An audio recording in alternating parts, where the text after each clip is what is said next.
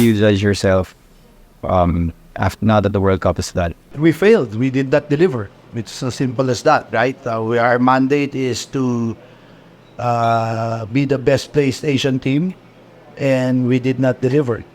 So that's the main reason why I stepped aside, because that's my belief. Leaders should be held accountable. You hold yourself accountable for whatever is the result that is put in front of you, and regardless of the reason, if you don't deliver, then it's time to step aside. So that's basically what I did, because we did not deliver on the result that was expected of us. You kept repeating that phrase, judges in the World Cup. You were confident. You always sounded confident about that. What was your vision? How did you see this in your mind before, when you started it? How did you see this whole thing play out? Yeah, because we had a very good preparation program put together. So we knew that we would be a very formidable team. We knew it was going to be very difficult, but we were very confident with the kind of preparation that we will have the best team ready during the World Cup. Obviously, we did not foresee all the injuries, the player availability issues. We always had July 25 as our kind of a watershed date na everybody in. And obviously, we all know that didn't happen, right? So, and I think that's where really all the problems began. And that's when I already started saying, well, we just were hoping that the sixth man can overcome our... I was already very candid leading into the World Cup, and I was saying, di ba? And that's why iniiwasan ko yung tanong, how many percent ready are you already? Hindi ko na masagot, because ayoko naman sabihin we're far from it, because people will say naman na hindi pa nag-umpisa, talo na, or nagpapadeado naman si coach. I didn't want to come across that negatively naman. But, you know, we had the first full practice on basically August 18, when we had finally everyone in, Jordan, Kai, for that game, tune-up game versus Cote d'Ivoire. Because the day before, August 17, si Kainin, he was not able to practice. So, August 17 pa, kulang pa kami. So, hindi pa talaga kami nabuo until August 18, 1 week before na. I always, you heard me say it before, Team USA niya, August 3, nag-ensayo na as a whole team. Kami, August 18, was our first full team, all healthy practice. You kept saying you cannot turn your back on flag and cup. So you wake up in the morning, there's this offer, you're being asked to coach the national team again. You've been through 2014 in Chon, you've been through the Australia brawl, Tabas been going great before you. What did you have for breakfast and you decide that it would be a good idea to actually say yes? I did not say yes right away. I was with my wife. We were actually enjoying a vacation. We were in a beach resort in out of town in Batangas. And we were just enjoying, sabi ko pa, how sarap ng buhay, because we just won the championship eh. Kaka-champion lang ng token text, relax, wala kami iniisip. And then, the phone rings and MVP's call. And I did not give an answer. I didn't give an answer until he asked to meet the next day. Still no, we did not give an answer until I think one more day, because we really, our initial thought really was to say no. But in the end, in the country calls, hindi mo talaga matatalikuran, no? It's really difficult to say no pag sinabi na this is your service to the country.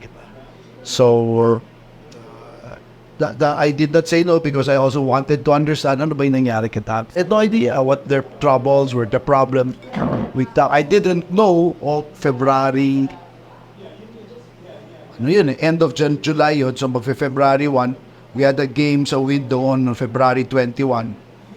Hindi ko alam, wala pa ba team. There was no team eh. So yun ang, I thought the team was practicing, wala problem. I was looking at it from afar, nakikita ko naman, I was the biggest cheerleader, di ba? I was very happy with the way the team was playing. I kept tweeting, Philippine future of Philippine basketball is bright. I was very, very happy with the program. I was the biggest cheerleader from afar of that program.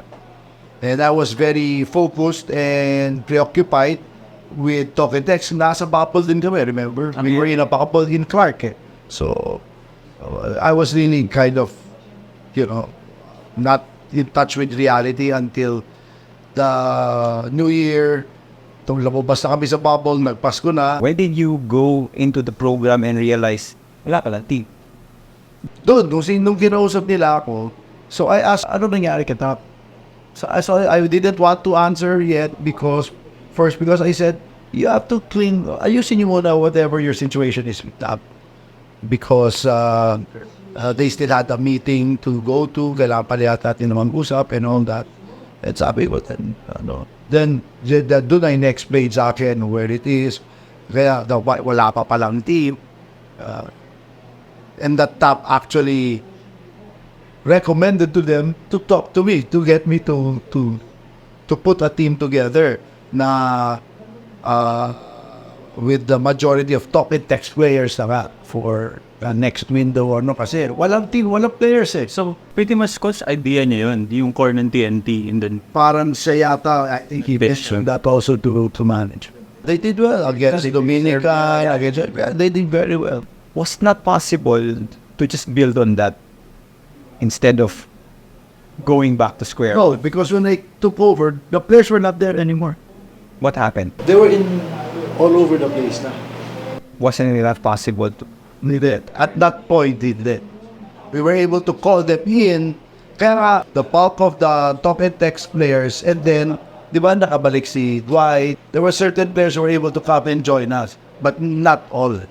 So to clarify, if it was just a problem of coaching the national program, umalis si Tab, willing ka to take on the core?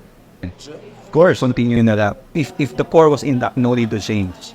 Parang ganun. One of the criticisms was when it all came together, they said that you had the final say, the composition of the team. The coach has the final say. Did you really have that final say for handcuffed ka rin? Yeah, obviously, for the World Cup. But when we make a decision, it's always coaching staff decision. With Tim, with John, it's always a collision. But ultimately, I have the fight. When you started the program and you said, we can be successful, was this the team you envisioned? Yes. I really envisioned the team where... Kasi they're saying walang shooter team na to. But in my mind, we have a shooter. His name is Jordan Clarkson. And he's making he's hitting his 3-point shots. And in terms of size, we have Kai, and I had that in mind. Kai, AJ, Junmar, Japet. I thought that was a good, strong front line. I really had in my mind Carlos Damayo and Justin Baltasar. This was the best possible roster based on the situation that you wanted. You have to be realistic, di ba? Who's available, di ba? And then, ka-injured na nga. Ang daming injuries, di ba?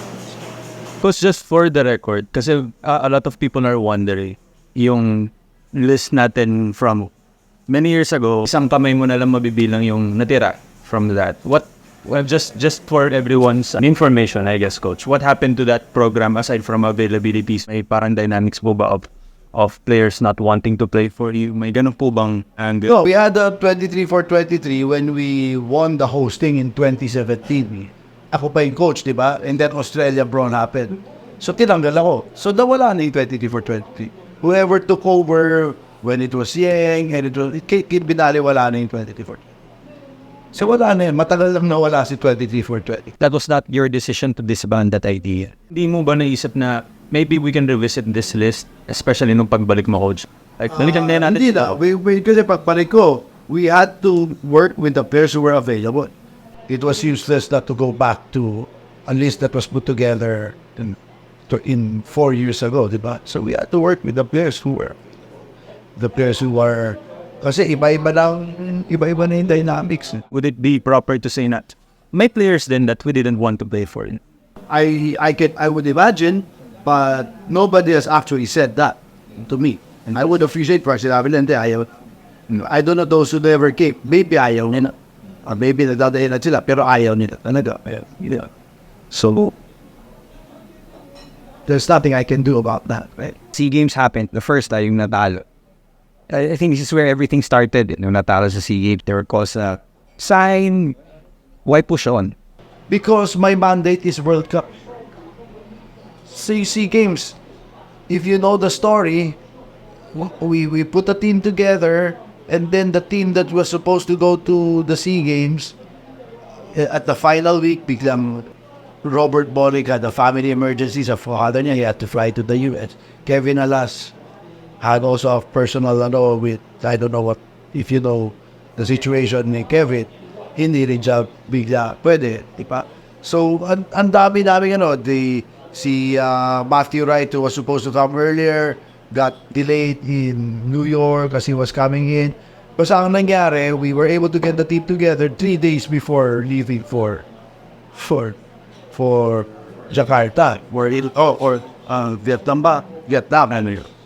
So, that's the reality of the situation.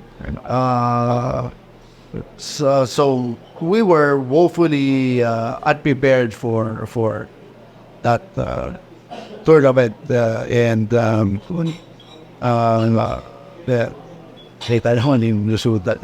For the record lang, and for everyone to hear, ano ba yun, Coach? Like, are you like, for example, Coach Tim, on the powers that be says, Coach Tim gets to coach for the Asian Games, and ikaw, magiging assistant ka, that, nandun ka pa rin sa program. May ganun bang technicality? For me, I wanted to take myself out of the picture so that the federation can make a decision. So para hindi na nila ako isipin. I make it easier for them so that they don't worry about it. And but of course, I'm willing to help the team or the program, the federation in any capacity, in any way possible that they need. So that goes without saying. But I think right now the team needs a new coach. Masyado lang distraction, di ba? Because of everything that's happening, I think if I continue to coach a team, I would be too big of a distraction already to the team. You already resigned once. How much did you insist that you wanted to resign? And then, what else? What made you change your mind? I'm very close to Mr. Ricky Vargas and Al Panlino. And at that point, sabi nila, walang iwan na. Walang iwan na tayo dito. Nag-usap tayo, World. They didn't get me naman to coach the SEA Games or whatever. They got me to coach the World Cup. Everything in between are preparatory or whatever steps towards the World Cup. But that's why I kept saying, judge me on the World Cup. Di naman ito yung team na binubuo natin because these are not real well-prepared teams naman. These are teams that are hastily put together lang. So, let's judge me sa World Cup.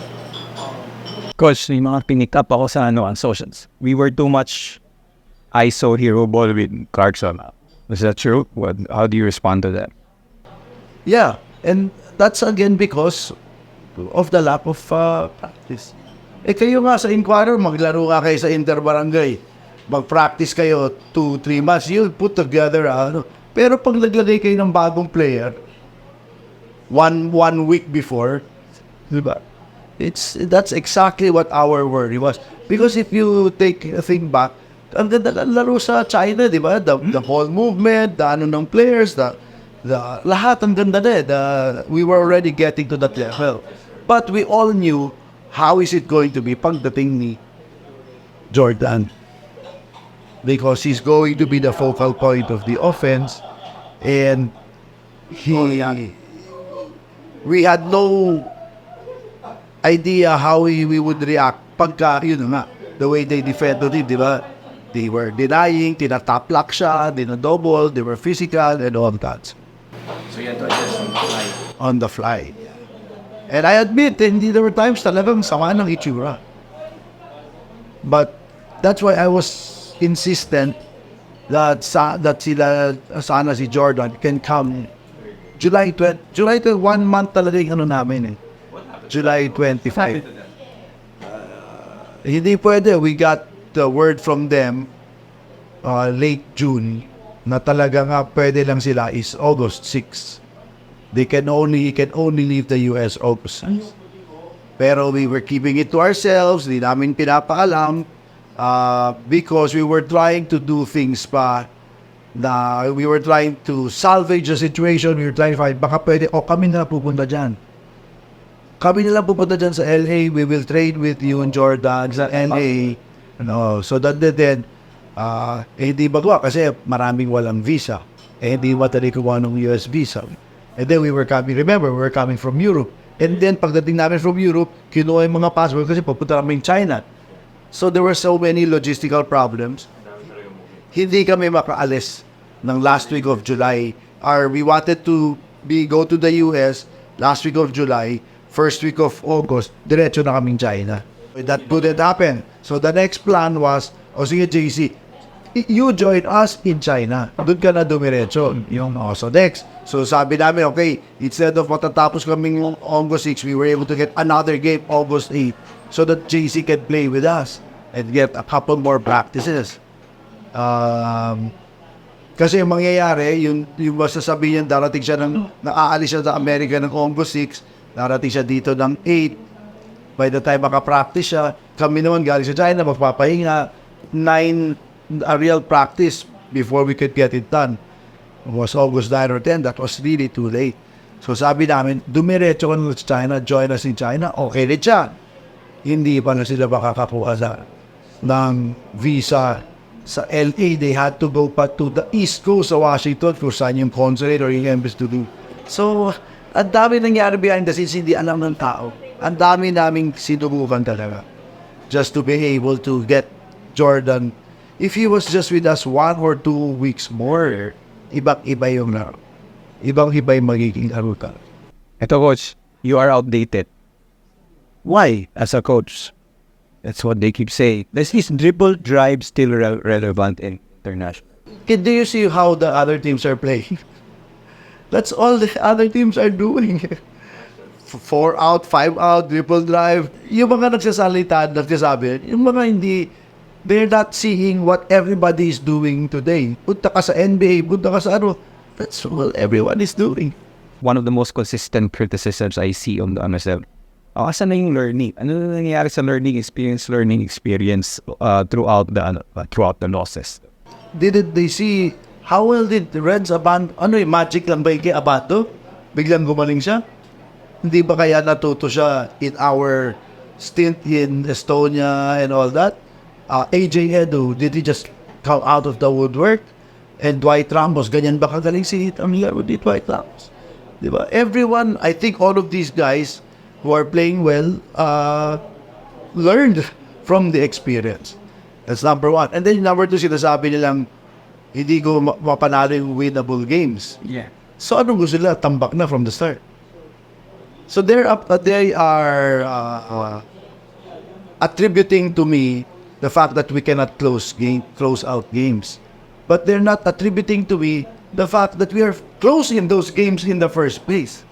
So pag close yung games, it's not because of the coaching. Pero pag hindi masara yung games, it's because of the... Hindi ko maintindihan. How are we able to stay close kaya? Hindi ba nila nakaisip kaya yun? Anong tawag na saan? Chot Reyes. What is the number 1 requirement for you to choke? Dapat, you have to be in the game first. We were in every game. Even nung tambak tayo sa South Sudan, we got into within 4.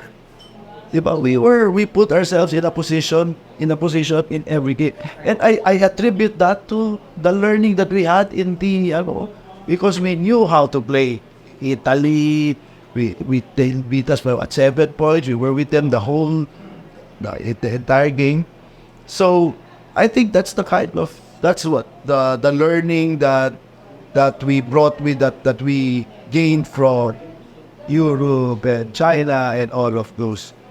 Coach, may isa pa sa social media. Yung new rotation mo daw is sometimes built on favoritism. It's just people who don't understand the game. Number 1, si Kai. Like I said, if I played Kai, kasi hindi siya nakalaro, Dominican Republic, diba, 2 minutes. Sino uupo ko? Di ba ang gandang laro ni Edu? at ang ganda ng laro ni Junmar. So, sino uupo? Gusto nila isabay ko yung tatlo? Yes. Yes. We tried, di ba? We rested AJ and we put Kai to guard Kat. Anong ginawa ni Kat? Inatake siya kagad, di ba? And he got 2 fouls right away, so we have to pull him out. And then AJ played a really good game. So those who are asking for Kai to have played more minutes, I asked him, so who would sit? Si Renz was really, ang role niya sa amin talaga was to be a spark off the bench. Yun talaga, very clear yung role niya. And he played that role very well. One game we tried to start him. That was the only game we started Puri. So Renz is not a starter. He talagang from the bench is his effectivity. So that's how we use him. So we use him off the bench pag kailangan. If the team there is playing well, okay. Pero pag hindi, Renz, pasok ka. Oh, and then he will perform well. And then people will see his points, but there are so many things. And Renz will be the one to tell you defensive rotations, nami-miss niya, and all that. But those are technical, and I don't like to blame and point fingers. Who will tell me how if Kiefer played well or not? Did Kiefer play well or not? Did Dominican? If I made a mistake sa Dominican, should have played Kiefer more. I should have played Kiefer more. Contrary to what everyone is saying, I should have played Kiefer. You said that it was a disappointment, that it was a failure, the World Cup. What went wrong? Who went wrong? The big blow for us really was the injury to Justin Brown, because that took away our flexibility. Diba? Because we were still in that process of, are we going to, make a decision? Diba? Because we were still in that process of, are we going to, make a decision? Kasi at the point na nung na-injure si Justin, we were still trying to salvage the Jordan Clarkson situation, to get him earlier, for us to go there earlier to get more time. But we always had the thinking na kung talagang hindi kaya mapadating ng maaga, hindi kami makapunta, at least we have Justin. July 25, yun na in-announce ni Justin na tamin na magpapa-opera na si Justin because na-injured. I think that was the really big I think that was the really big factor. We retrieve yung black box ng World Cup crash ng Gilas Pilipinas. What will the data read? Maybe the expectations were also set too high. Na people were really thinking na kaya natin pupunta sa second round. I think a very realistic expectation was to get 1 win and to hope for 2 wins to get to the set. I know we should have beaten Angola. I think that was really the big problem. Pero we were so focused on Dominican. Aralan na namin even the second round. Alam namin, pag hindi namin talunin ang Dominican at hindi tayo advance sa second round, babagsak tayo sa consolation. Yung kalaban ng Japan ang hihina compared sa kalaban natin. We knew na magiging either South Sudan or Puerto Rico tayo and China. Na mahihirapan talaga tayo.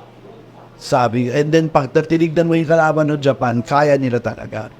So for us, in fact, we talked about it, there was very little margin for error. We had to beat Dominican. We had to beat Dominican Republic. So that's the key there. Player availability, that played a big role then, as in, it's always gonna be a problem for the national program. So are we saying that wala, hostage talaga tayo? This World Cup, it shouldn't have been a problem. Because everyone made sacrifices, diba? The PBA made sacrifices. We got the Japanese, the Korean players early. Everyone naman, yun lang talaga. We couldn't do anything about the availability. Jordan Clarkson, diba? That was an issue. But we could have chosen to go with Brownlee. Except he got injured as well. So that option was taken away. But I'm not saying that's eventually what we would have done, because we really, from the start, in my mind, our naturalized player for this was JC, was Jordan Clarkson. We couldn't do anything about the situation with Kai. About the injured talaga. He was not 100%. Going into Dominican Republic game and all that, if you just could see everything that that our PTs were working on, and we have to commend Kai for really just soldiering on and continuing. So these are the things that there's nothing we can do. Scotty, di ba? Basically, at tagal niyang napakate because of the injury. He just joined us in the last 2 weeks before the World Cup. So, 1 week na lang. So, nung 18 nga, nung nabuo na talaga nung August 18. Structurally, there's nothing wrong with the program. Ang dami lang talagang breaks that didn't go our way. Or do we need to change anything for future? Kung tinitignan mo, lugi talaga tayo eh. And I think the SBP has been trying to talk to FIBA about it for the longest time. Pero ayaw talaga pumayag ng FIBA eh. Because lahat ng naturalized ng ibang team, walang dugo eh. Yung naturalized natin, may dugo eh. Lugi naman tayo doon, di ba? So, I think they should allow Jordan to play as a local. Because he has Filipino blood. It's very clear. And then allow us to go and get a 6'10", 7-foot, American or whatever. I think that will really go a long way in the future for this. That's number one. But now the foundation has been laid.